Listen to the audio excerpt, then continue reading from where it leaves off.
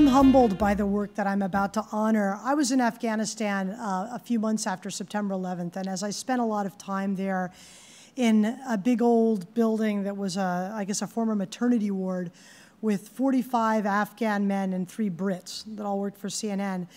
And, you know, I spent a lot of evenings sort of talking to them about Afghanistan. And when you heard about the stories of the Bashabazi, the dancing boys, there was this terrible convergence between human slavery, pedophilia, abuses, you know, that was really, really troublesome. And I remember talking with the other journalists about it and saying, someone has to do a story about this. This is astounding that this goes on, and it's even doubly astounding how few people seem to be outraged by it. I mean, there was this sort of officialdom that would occasionally speak out.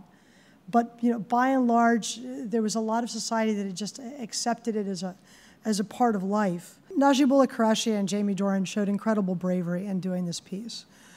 They had themselves at great risk. Obviously, the people in this documentary, that boy was at terrible risk, all to shed light on the abuse of powerless people, voiceless children, people who were sold off into this slavery by their own parents.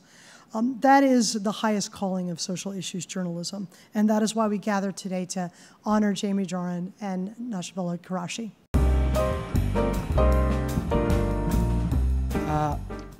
I would like to thank the Sydney Hillman Foundation for this prestigious award.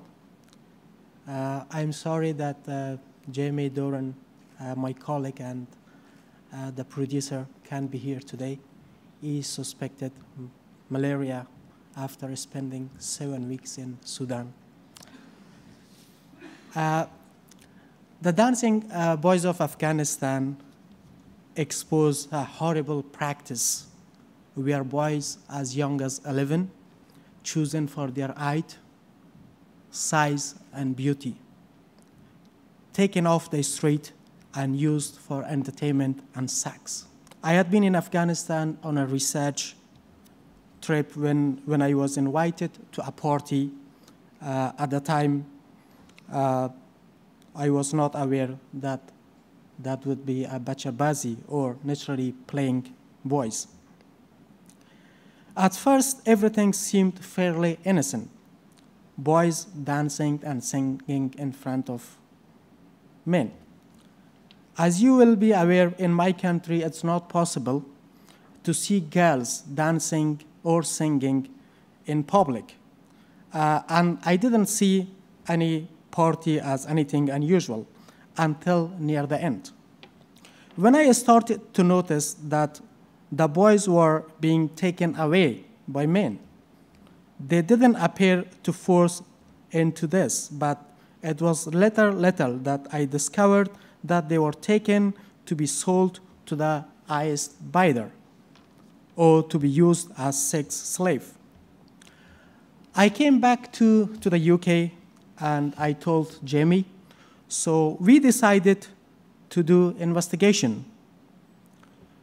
We know I had to go inside this story, and as you can imagine, getting inside a pedophile ring is immensely difficult.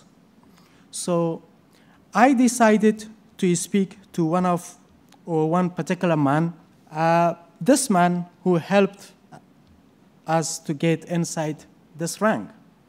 But he warned us we had to have a cover story.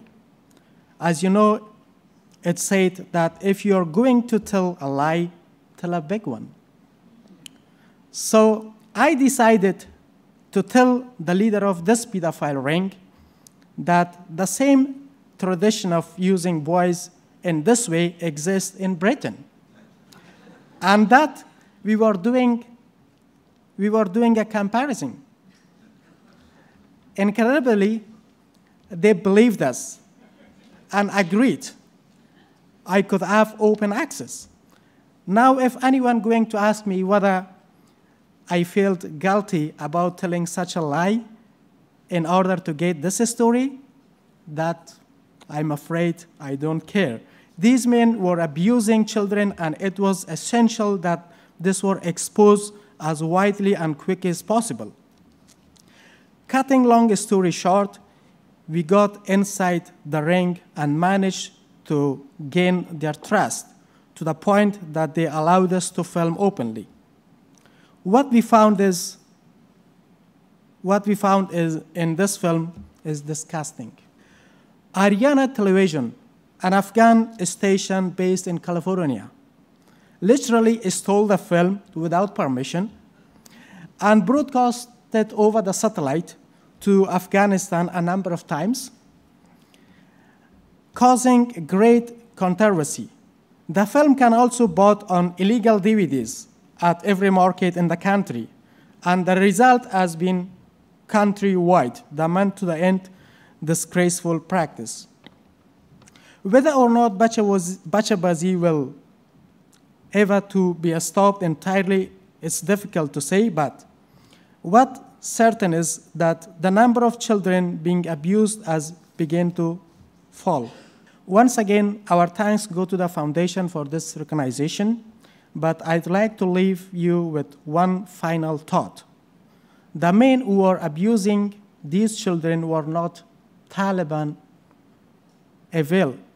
devils from the mountain of Afghanistan, nor were Al-Qaeda terrorists. They were commanders and former commanders of troops that fought alongside the American and British. These were our allies.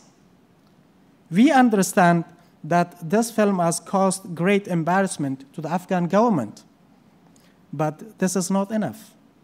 It is essentially that this practice is stopped forever, and that can be only happen if allied government pressure Kabul to take firm action. Thank you.